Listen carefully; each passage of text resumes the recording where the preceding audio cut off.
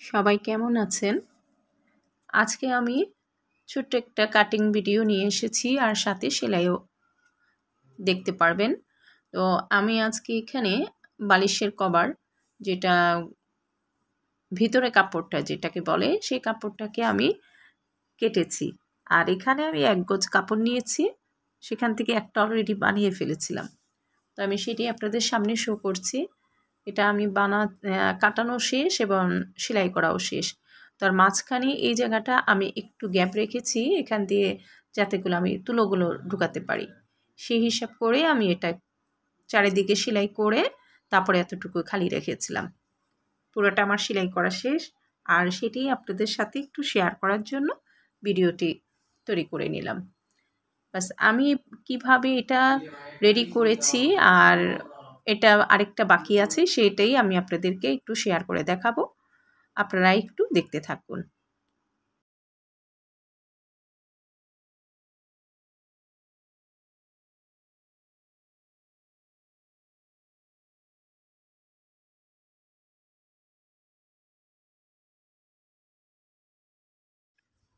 এই যে অলরেডি আরেক পিস এখানে আমার সামনে এখন ওপেন করে নিয়েছি। এটা চারিদিক দিয়ে খোলা না, মানে সামনে আমার দিক দিয়ে এটা বন্ধ, এদিক দিয়ে, আর ওই 3 কোণা দিয়ে এটা ওপেন আছে, ঠিক আছে।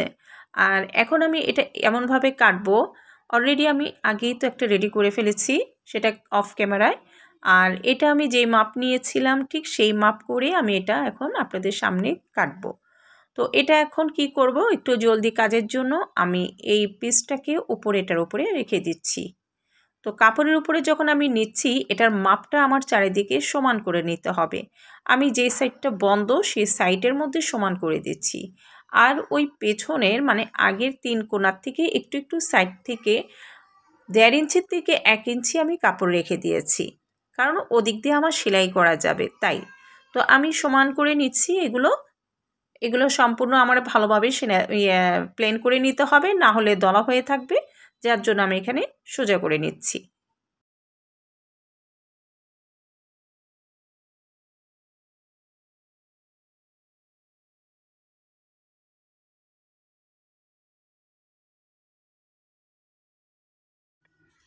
এ পর্যায়ে আমি এখন চারিদিকে যে 1 ইঞ্চি থেকে 1 ইঞ্চির মতন আমি যে কাপড়টা বের করে রেখেছি সেগুলো দাগ দিয়ে নিচ্ছি। তো আমি ওই 3 কোণার মধ্যে দাগ দিয়ে নিব, যাতে করে আমার সেলাইয়ের দাগটা মিস না হয়, এদিকে ওদিকে না যায়। যার জন্য সমান করে আমি এটা মার্ক দিয়ে নিচ্ছি।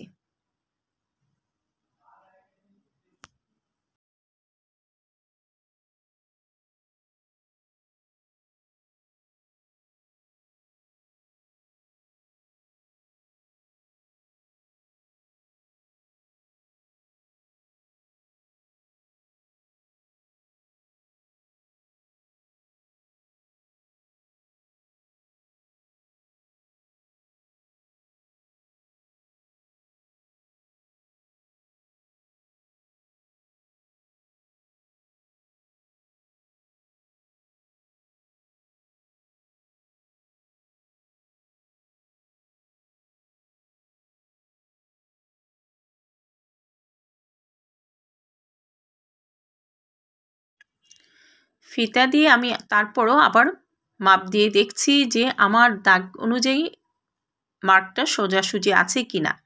বরাবর থাকলে আমার আর কোনো মিস্টেক হবে না, তাই আমি আবার ফিতা দিয়ে দেখে নিচ্ছি যে আমার চারদিকে সমান আছে কি না। তো বাস এইভাবে ফিতা দিয়ে আমি সমানভাবে মাপ নিয়ে নিচ্ছি আবার, যাতে করে আমার এখানে কোনো সেলাইয়ের মধ্যে ভুল না হয়।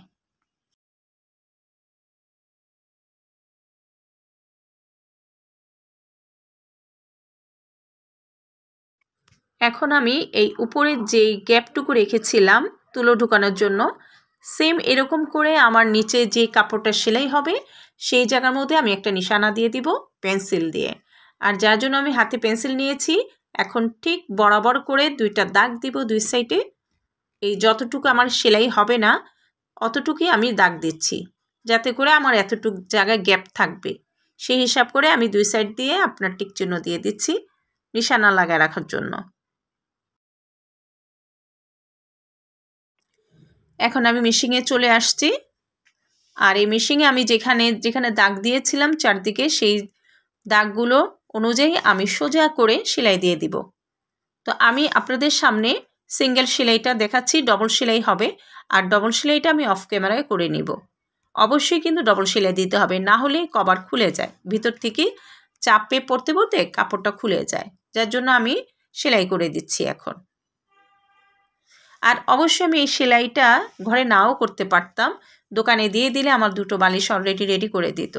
কিন্তু ভাবলাম আমার ঘরে সেলাই মেশিন আছে, আর আমি যেহেতু পারি জিনিসটা, তাই আমি ঘরেই করে ফেলি।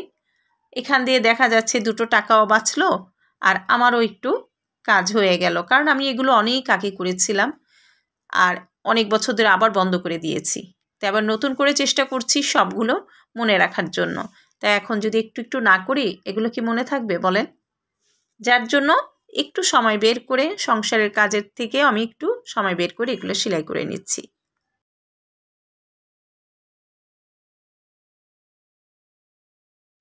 এখন চারিদিকে সেলাই হয়ে যাওয়ার পর আমি কাপড়টাকে উল্টিয়ে দিচ্ছি, যাতে করে আমি উল্টিয়ে দিলে কি হবে, কোনাগুলো সুন্দর করে বের করতে হবে, সেটা আমি পেন্সিল হাতে নিয়ে কোনাগুলো সুন্দর করে বের করে নিব। এই দেখুন আমি কিভাবে কোনাগুলো সোজা করে কোনাকুনি বের করতে হবে, না হলে আবার যখন আমি তুলা ঢালবো সেটার মধ্যে একটু প্রবলেম হয়ে যাবে। তাই আমি একটু সুন্দর করে নিচ্ছি।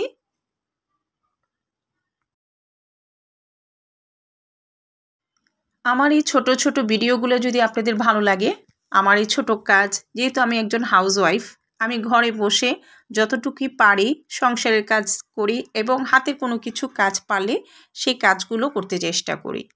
তো আপনাদের জন্য ছোট ছোট করে একটা ভিডিও বানাচ্ছি, আপনারা আমাকে প্লিজ সাপোর্ট করবেন আর আমার ভিডিওতে লাইক কমেন্ট করবেন, আপনাদের বন্ধুদের সাথে শেয়ার করে দেবেন। কারণ আপনাদের সাপোর্ট, আপনাদের দোয়া যদি আমি না পাই, আমি কিভাবে এগোবো বলেন?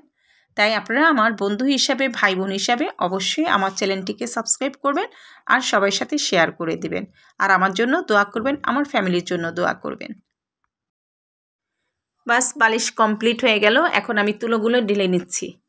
তুলোগুলো ঢেলে ফেললে আমার বালিশটা পুরোপুরি কমপ্লিট হয়ে যাবে। এবার আমি সেলাই করে নিচ্ছি। যেই জায়গা দিয়ে আমি তুলোগুলো ঢেলেছিলাম, এখন সেই জায়গাগুলো আমার সেলাই করে বন্ধ করে দিতে হবে। আর এই তুলোগুলো আমি, এই বালিশটা আমার পুরনো ছিল, কাপড়গুলো ছিঁড়ে গিয়েছিল, তাই কাপড়টা চেঞ্জ করে নতুন কাপড় দিয়ে আবার এই বালিশটা বানিয়ে নিচ্ছি।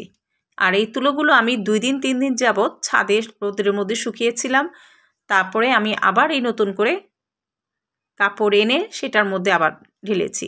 এই দেখুন আমার বালিশ কমপ্লিট হয়ে গিয়েছে। কেমন হয়েছে অবশ্যই সবাই জানাবেন।